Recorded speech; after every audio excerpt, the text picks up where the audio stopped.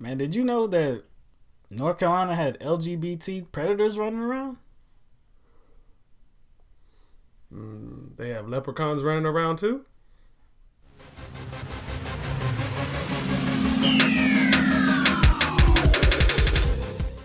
North Carolina's legislature has proved just how bigoted they can be in their policy positions. North Carolina has a Republican-controlled House and a Senate, and on Wednesday, they voted to remove protections for LGBT discrimination. HB 2, which passed in a special session, would set a statewide anti-discrimination policy, banning employers and businesses from discriminating against employees or customers based on their race, color, country of origin, religion, age, or biological sex. The bill offers no protections for lesbian, gay, bisexual, and transgender people and prevents local governments from passing any non-discrimination policy that goes beyond the statewide standard. So this bill was passed 83-25 in the House of Representatives and 32-0 in the Senate. And that's because the Senate Democrats walked out before it was voted on. So in a tweet, the Governor Pat McCrory, he said, "I signed bipartisan legislation to stop the breach of basic privacy and etiquette, ensure privacy in bathrooms and locker rooms." So he said bipartisan. How bipartisan was this bill?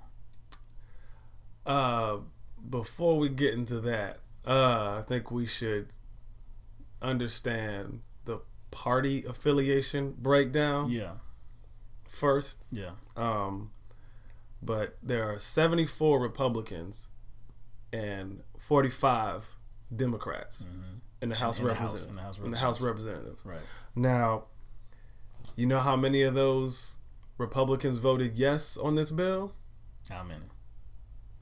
71. You know how many Democrats voted yes on this bill? 11. That, I don't know about you. So you said 35. No, 45 Democrats. 45 Democrats. And only 11 of them. And only 11 of them said yes. And 71 out of the 74 Republicans said yes. Yeah. And guess how many Republicans said no? How many? 1.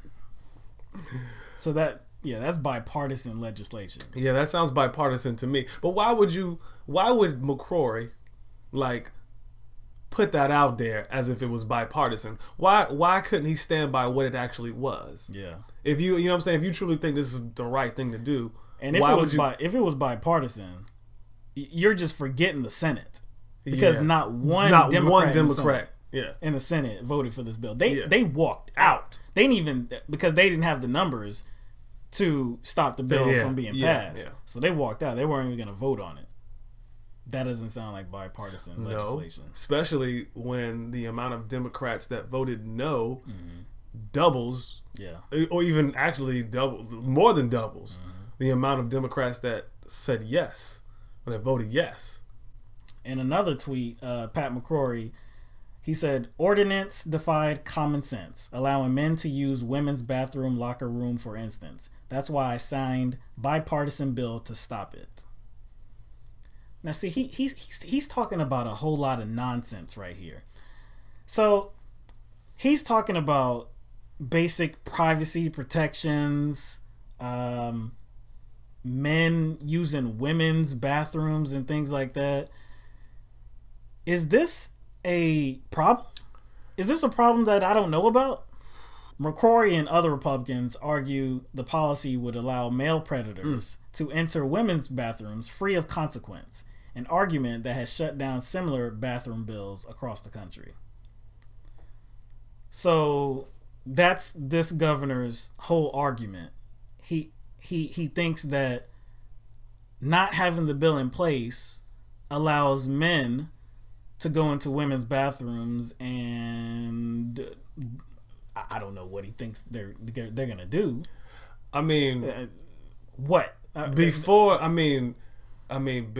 these anti-discrimination laws were passed, was there like a rash of men attempting to infiltrate women's bathrooms, women's restrooms, women's locker rooms. I never heard of it. And with this bill being in place, how does it even stop it from happening? Because I don't know about you, but I don't see security guards planted in front of bathrooms. Yeah, did it not? Yeah, exactly. Is it stop? Does it stop men from going into women's bathrooms? Not at all.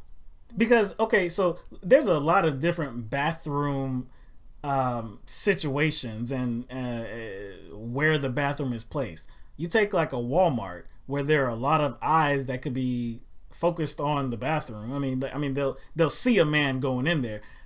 Most likely not to happen.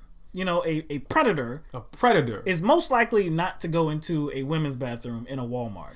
But let's say a office building, a gas station, anything like that where nobody's really looking at the bathroom and it's in a location where it's really not around anything else. Are they not gonna pursue? Is a predator not gonna pursue a woman into the bathroom because anti-discrimination laws exist? It's not like, man, dang, I changed my mind. Yeah, it's against the law. Yeah, it's against the law. That's ridiculous. No, you know what I'm saying? And what's funny is, and we were talking about earlier, is when Republicans talk about the gun debate, right? When they talk about, no, we don't need more gun laws because criminals don't follow the law. Well, now you're saying that they do follow the law? Exactly. Criminals do follow the law, and if this law was not in place, criminals would just have the time of their lives just going in the bathrooms because they can. So now that they're rolling back these anti-discrimination laws, we should see a drop-off in the amount of instances predator attacks. Predators try to attack someone. I expect that. This was nothing short of an attack on the LGBT community. And again, have you ever seen someone out that is trans? Okay, yeah, and how often do you see somebody that is trans? I don't think it's if you do see them, you probably don't notice it. Yeah. I can't even tell you that I've seen somebody trans out in public. I mean, and we were talking about this earlier too. So if you were in the bathroom and you saw somebody that you suspected of being trans come into the bathroom, like while I was peeing, or while I was urinating, and I noticed him beside me. Oh, yeah. Like what? I mean, what? I mean, who cares? Yeah, who cares? There is a twist in this bill. There's somewhat of a twist that has really nothing to do with discrimination at all. Well, I think I know what you're talking about. Yeah. That same bill contains a provision that prevents cities and counties from raising the minimum wage. Now, what does minimum wage have to do with scary transgender people? Nothing. Absolutely nothing. This is why.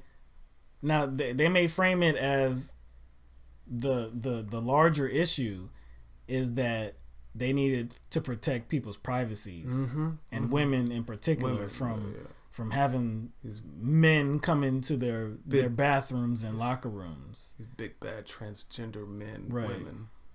But what's not getting a whole lot of attention is the other part of the bill about restricting the cities and counties from increasing the minimum wage. That should be, it shouldn't be a bigger story, but that should be a big story as well. It makes me think, like when we, first heard about the bill, and I guess the motive behind it, it doesn't even make sense. No, it doesn't. It doesn't even make sense. It's like, is it a real problem? It makes as much sense as we talked about in Michigan about the sodomy laws, about them. They claimed it was to protect animals. It makes that much sense. This bill makes that much sense. And I think the reason why it doesn't make sense is because they were kind of using it as a guise to slip what they really wanted in there. So I'm not denying that any of these Republicans who voted for this are not, religious bigots. I'm not denying that, but they used it to fulfill a different purpose in this case. Slip something else in there that they really don't want. Yes, that's probably what they care about the most. They want economic protection. They probably could care less about the likelihood or supposed likelihood of male predators. Right. Trans predators. Is that a thing? Is that a thing?